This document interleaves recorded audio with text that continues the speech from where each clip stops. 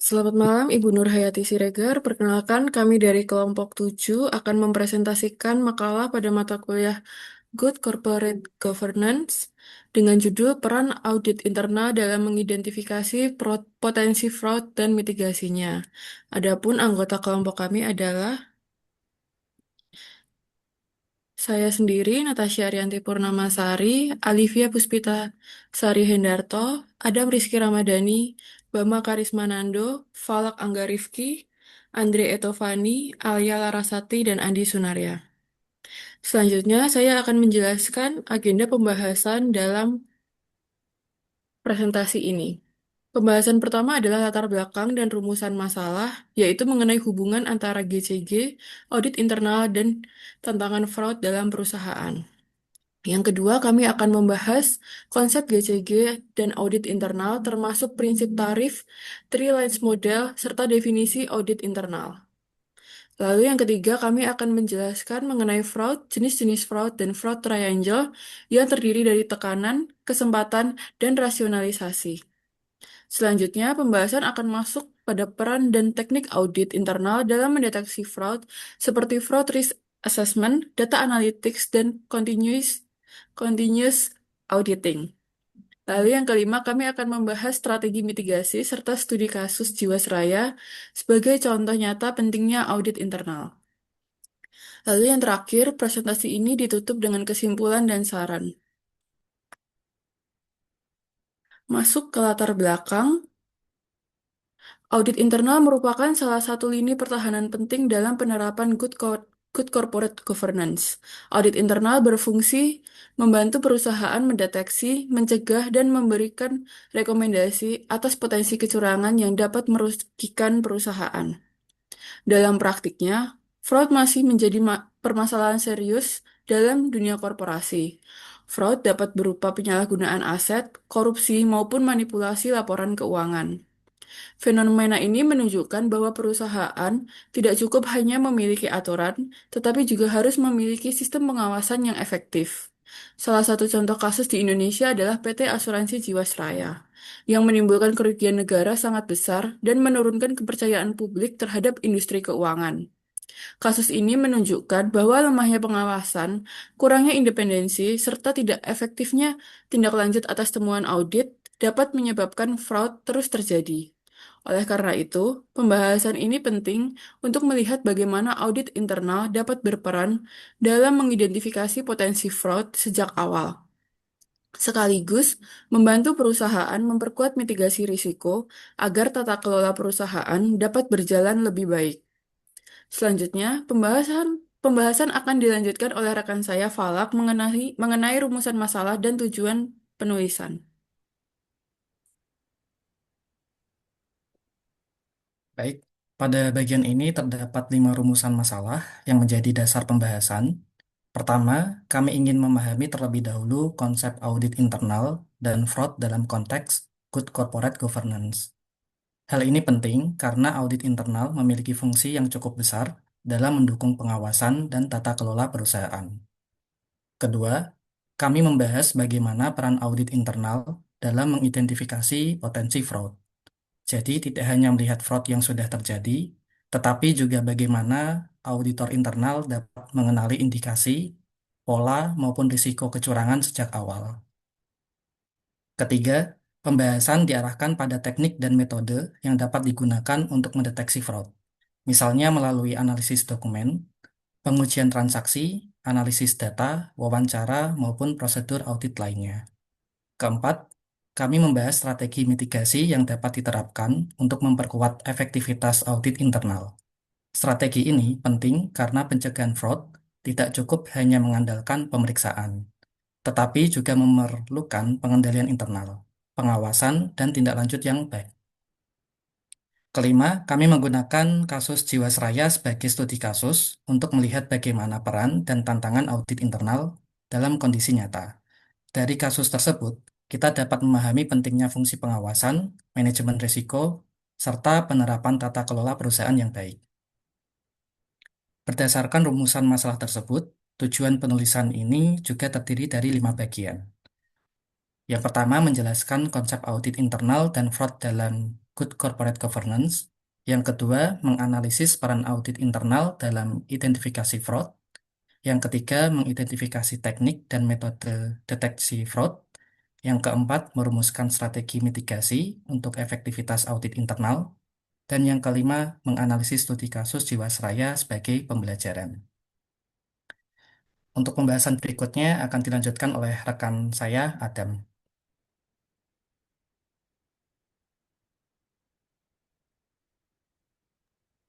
Boleh di next. Selanjutnya kita masuk ke konsep dasar GCG dan audit internal. Slide ini membahas dua hal penting, yaitu prinsip-prinsip GCG dan konsep audit internal menurut IIA.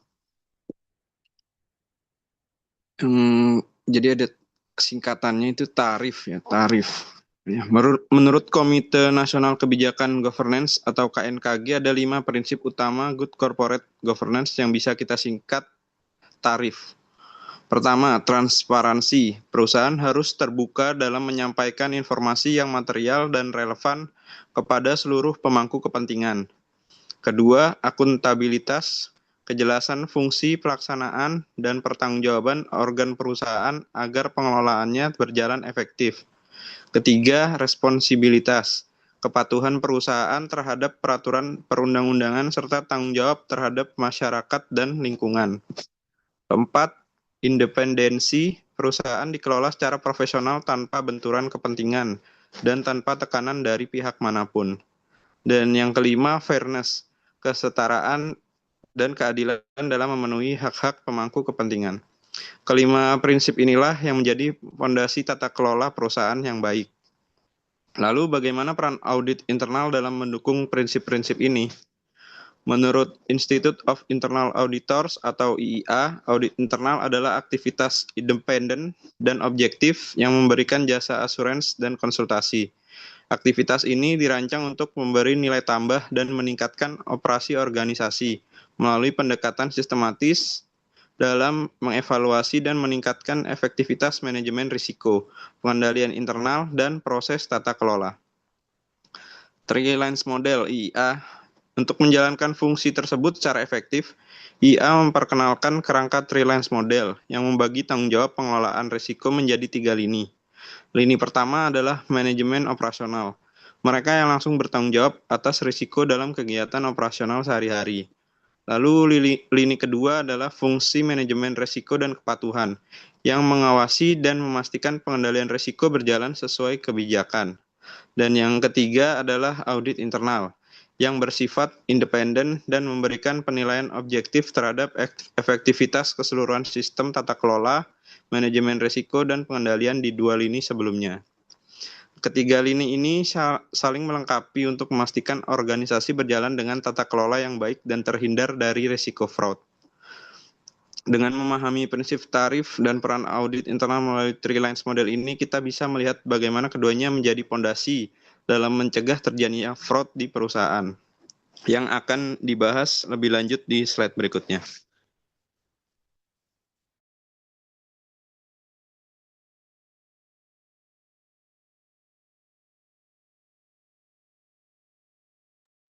Dilanjutkan oleh Andi Sunarya. Oke, kita sekarang masuk ke fraud, pengertian jenis fraud dan triangle. Di sini menurut ACFE, Association of Certified Fraud Examiners, fraud adalah tindakan yang dilakukan secara sengaja untuk memperoleh keuntungan yang tidak sah dengan menyalahgunakan sumber daya atau wewenang organisasi. Fraud berbeda dengan kesalahan biasa. Kesalahan dapat terjadi tanpa disengaja, sedangkan fraud mengandung unsur kesengajaan, penipuan, atau penyalahgunaan. Di sini terdapat 3 kategori utama fraud, yaitu ada aset misappropriation, yaitu aset misappropriation adalah penyalahgunaan atau penggelapan aset perusahaan.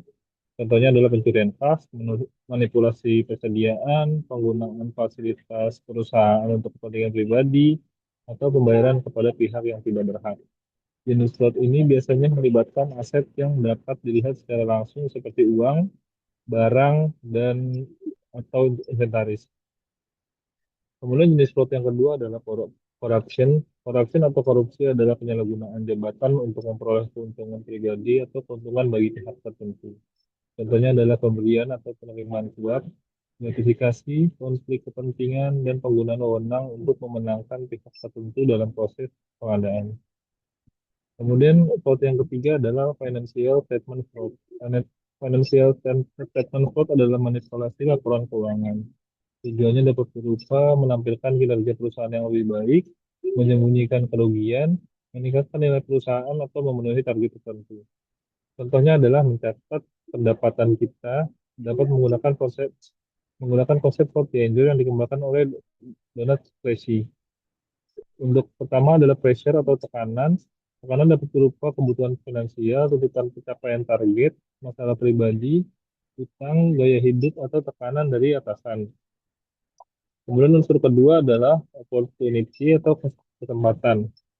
Kesempatan muncul ketika pengendalian internal lemah, pengawasan tidak efektif, tugas tidak dipisahkan, atau seseorang memiliki akses yang terlalu besar terhadap akses dan informasi. Unsur ketiga adalah rationalization atau rasionalisasi.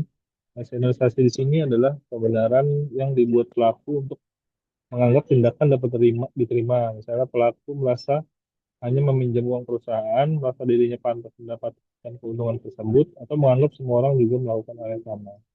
Ketiga unsur tersebut membantu auditor memahami area yang memiliki resiko fraud tinggi. Semakin besar tekanan, kesempatan, dan rasionalisasi, semakin besar pula kemungkinan terjadinya fraud. Selanjutnya akan dijelaskan oleh teman saya.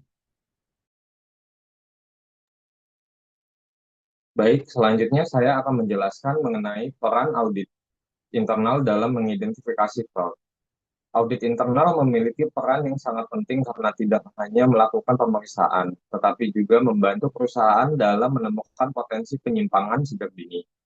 Peran pertama adalah fraud risk assessment, yaitu melakukan pemetaan terhadap area maupun proses bisnis yang memiliki risiko terjadinya fraud. Dengan pemetaan tersebut, auditor dapat mengetahui bagian mana yang membutuhkan perhatian dan pengawasan lebih tinggi. Kedua adalah pengujian pengendalian.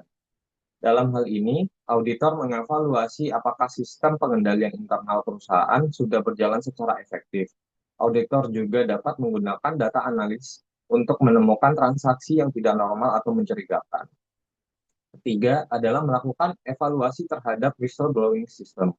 Sistem ini menjadi salah satu sumber informasi penting karena memungkinkan adanya pelaporan apabila ditemukan indikasi pelanggaran atau fraud di dalam perusahaan.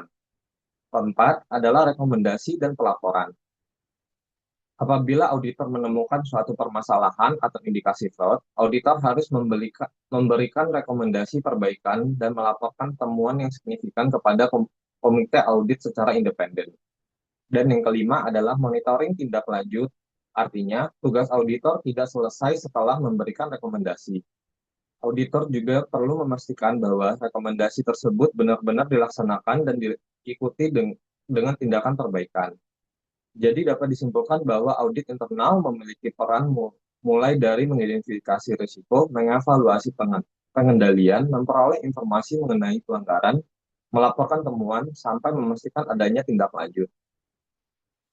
Selanjutnya, setelah mengetahui peran audit internal, kita masuk ke teknik dan metode yang dapat digunakan untuk mengidentifikasi fraud. Teknik pertama adalah risk-based audit, yaitu audit yang difokuskan pada area yang memiliki risiko fraud paling tinggi. Dengan pendekatan ini, auditor dapat memprioritaskan pemeriksaan pada bagian yang dianggap paling rawan terhadap penyimpangan.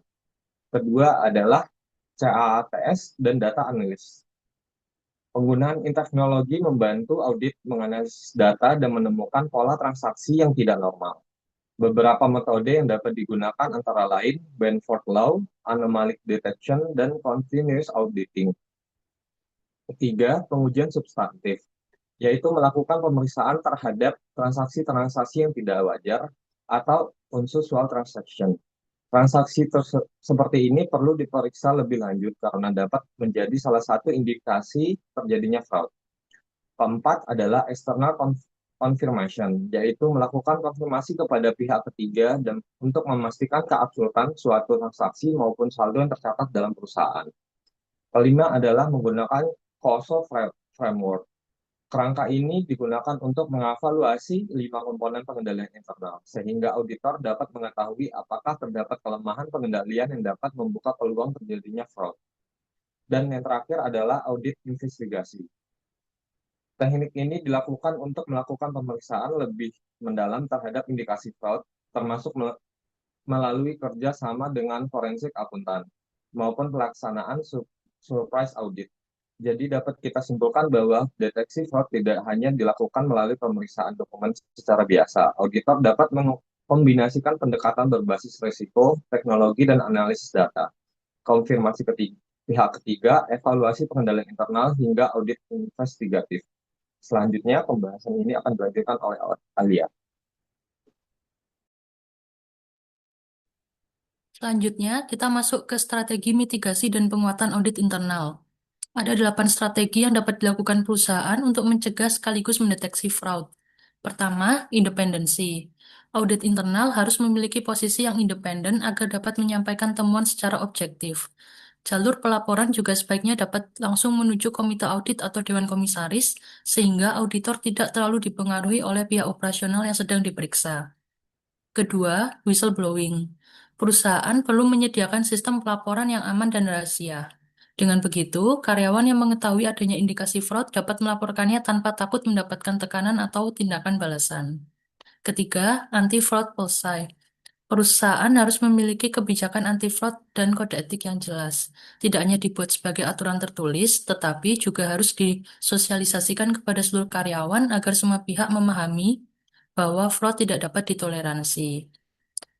Yang keempat, segregation of duties atau pemisahan tugas. Satu orang sebaiknya tidak mengendalikan seluruh proses transaksi, mulai dari melakukan transaksi, menyetujui, mencatat, sampai memeriksa. Pemisahan ini menciptakan check and balance dan mengurangi kesempatan terjadinya fraud. Kelima, continuous auditing. Dengan memanfaatkan teknologi dan data analitik, auditor dapat melakukan monitoring secara lebih rutin untuk menemukan transaksi atau pola yang tidak wajar. Jadi, fraud bisa dideteksi lebih awal sebelum berkembang menjadi kerugian yang lebih besar. Keenam, kompetensi auditor. Auditor juga harus terus meningkatkan kemampuan melalui pelatihan, sertifikasi, maupun professional development. Hal ini penting karena metode fraud semakin kompleks dan auditor harus mampu mengikuti perkembangan tersebut. Ketujuh, tindak lanjut yang tegas. Temuan audit harus benar-benar ditindaklanjuti. Harus ada pihak yang bertanggung jawab, batas waktu penyelesaian, dan sanksi yang jelas apabila memang terbukti terjadi fraud. Jadi audit tidak berhenti hanya pada penemuan masalah. Dan yang terakhir adalah tone at the top. Pimpinan harus memberikan contoh integritas dan menunjukkan bahwa fraud tidak dapat ditoleransi. Karena budaya organisasi pada akhirnya banyak dipengaruhi oleh sikap dari manajemen puncak. Selanjutnya, untuk pembahasan slide berikutnya akan dijelaskan oleh Mbak Olivia.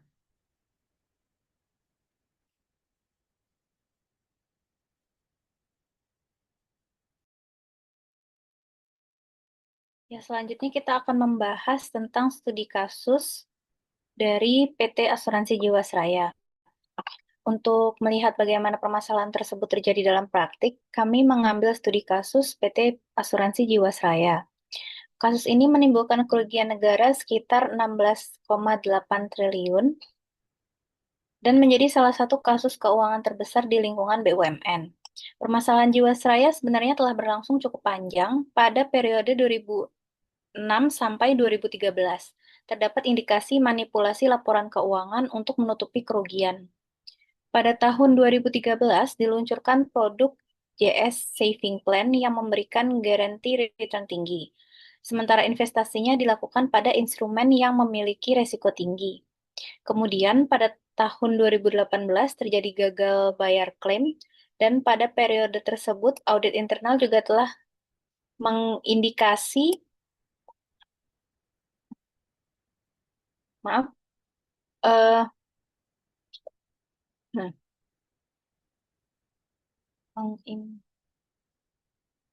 mengindikasi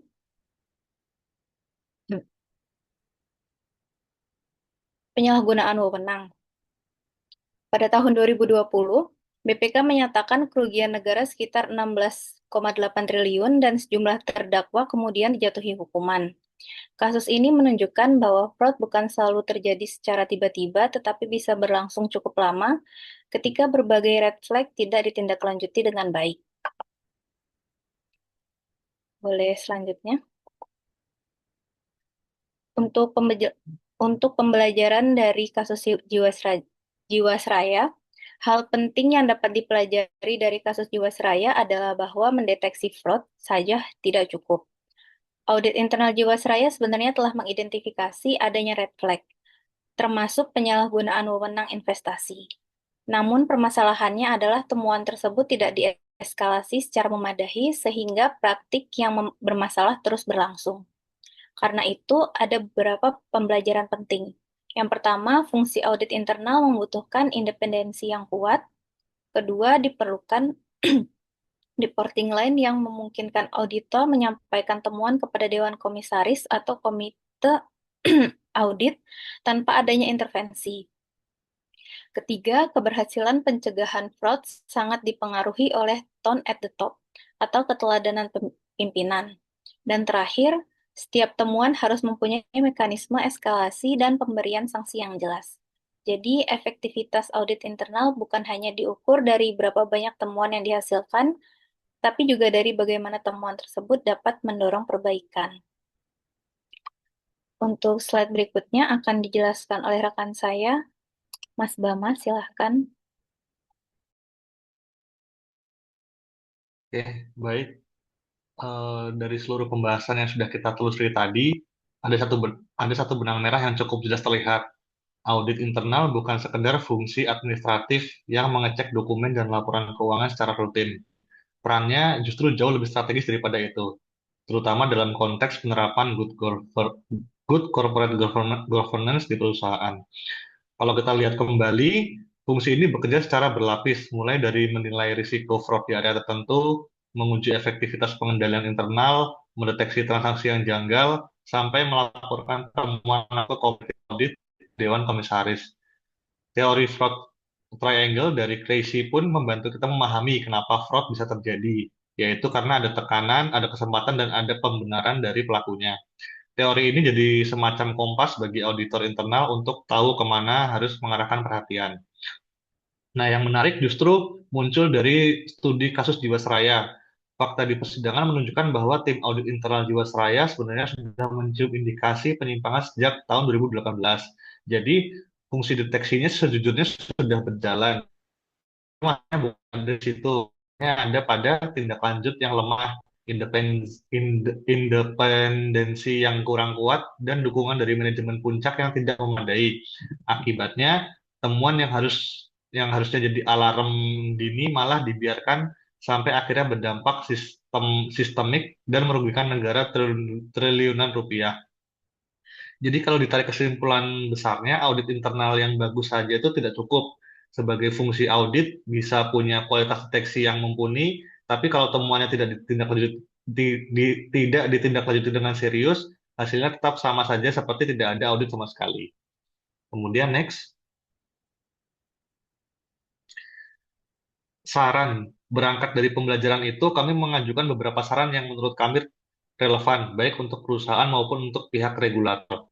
Yang pertama, dan mungkin yang paling mendasar ya, itu independensi audit internal perlu diperkuat. Jalur pelaporannya sebaiknya langsung ke komite audit atau dewan komisaris, bukan ke direksi operasional. Kenapa ini penting? Karena kalau auditor internal masih harus lapor ke pihak yang justru sedang diperiksa, potensi temuan itu diredam sebelum sampai ke pengawas. Jadi sampai ke pengawasan, jadi jauh lebih besar. Kasus Jiwasraya adalah contoh nyata bagaimana rantai pelaporan yang lemah bisa membuat red flag menguap begitu saja. Yang kedua, manajemen puncak punya tanggung jawab besar dalam membangun budaya integritas atau yang sering disebut tone at the top. Kalau pimpinan perusahaan sendiri tidak menunjukkan komitmen terhadap tata kelola yang baik, sulit juga berharap staf di bawah-bawahnya akan patuh pada aturan. Yang ketiga, perusahaan sebaiknya memulai serius mengadopsi teknologi continuous auditing dan data analitik. Zaman sekarang mengandalkan pemeriksaan manual saja sudah kurang memadai. Dengan bantuan analisis data, anomali transaksi bisa terdeteksi lebih cepat. bahkan mendekati nyata. Kemudian yang keempat, setiap temuan audit yang mengidentifikasikan fraud harus punya mekanisme tindak lanjut yang jelas dan terdokumentasi. Bukan cuma dicatat lalu didiamkan, tetapi ada eskalasi tegas ke organ pengawas kalau memang diperlukan. Yang terakhir, kami rasa peran regulator juga tidak bisa dilepaskan.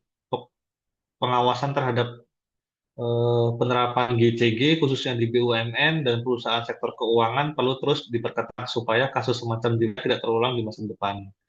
Kalau kami rangkum semua saran ini, intinya sebenarnya cukup sederhana, yaitu fungsi audit internal harus didukung sistem yang membuat suaranya benar-benar didengar, bukan sekedar ada di struktur organisasi, tetapi tidak punya kekuatan apa-apa. Next. Baik, demikian presentasi dari kelompok kami. Mohon maaf apabila ada kesalahan dari kami. Terima kasih. Wassalamualaikum warahmatullahi wabarakatuh.